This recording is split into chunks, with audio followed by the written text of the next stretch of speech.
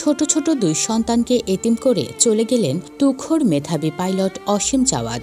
বাংলাদেশ একটি রত্ন হারালো, আর একজন রত্নগর্ভা মা হারালো তার গর্ভকে।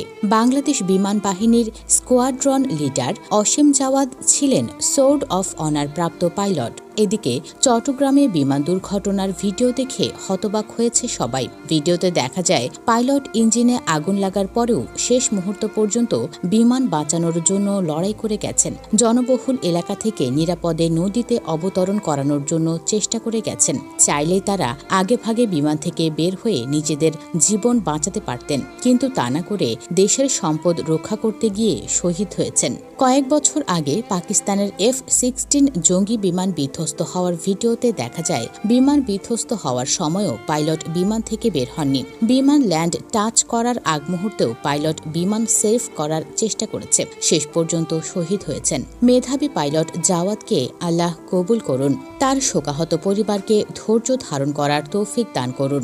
দেশের জন্য তার এই আত্মত্যাগ স্মরণীয় হয়ে থাকবে। জানা যায় Asim Jawad Savar cantonment school and college থেকে 2007 সালে এসএসসি ও 2009 সালে এইচএসসি পরীক্ষায় জিপিএ 5 পেয়ে উত্তীর্ণ হন। অসীম 2010 সালে বাংলাদেশ এয়ারফোর্স একাডেমিতে যোগদান করেন। তিনি 2011 সালে একজন পাইলট অফিসার হিসেবে কমিশন লাভ করেন। অসীম জাওয়াদ নিজের ট্রেনিং জীবনে সকল বিষয়ের শ্রেষ্ঠত্বের জন্য পেয়েছেন গৌরবমণ্ডিত sword of honour. Savar cantonment college থেকে এখন পর্যন্ত তিনি একমাত্র সোর্ড অফ অনার বিজয়ী। ফ্লাইং ইনস্ট্রাক্টরস কোর্সে শ্রেষ্ঠত্বের জন্য পেয়েছেন মফিজ ট্রফি। এছাড়া তার দায়িত্বশীলতা ও কর্মক্ষেত্রে দক্ষতার জন্য প্রশংসা পেয়েছেন চিফ অফ এয়ার স্টাফ থেকে। তিনি ডেমোক্রেটিক রিপাবলিক অফ কঙ্গোতে জাতিসংঘের মিশনে তিনি নিয়োজিত ছিলেন। বিভিন্ন কোর্সের তাগিদে ভ্রমণ করেছেন চীন, ভারত, তুরস্ক ও পাকিস্তানে। মৃত্যুর আগ পর্যন্ত নিয়োজিত ছিলেন flying instructors school of BAFA staff instructor হিসেবে। অসীম জাওয়াদের গ্রামের বাড়ি মানিকগঞ্জ। ব্যক্তিগত জীবনে তিনি এক ছেলে ও এক কন্যা সন্তানের জনক।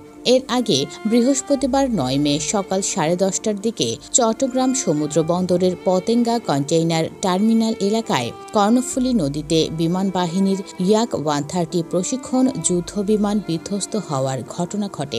আকাশ থেকে বিমানটি কর্ণফুলী নদীতে ছিটকে পড়ে পানিতে তলিয়ে যায়। এর আগে বিমান থেকে 2 পাইলট প্যারাশুট যোগে নেমে যায়। পরবর্তীতে নদী থেকে 2 জনকে উদ্ধার করে হাসপাতালে ভর্তি করা হয়। এরপর আইসিইউতে চিকিৎসাধীন অবস্থায় মৃত্যু হয় একজনের। বিমান বাহিনীর কর্মকর্তারা জানান, দুর্ঘটনাস্থলের পাশেই সার্জেন্ট জহুরুল হক বিমান ঘাঁটির অবস্থান।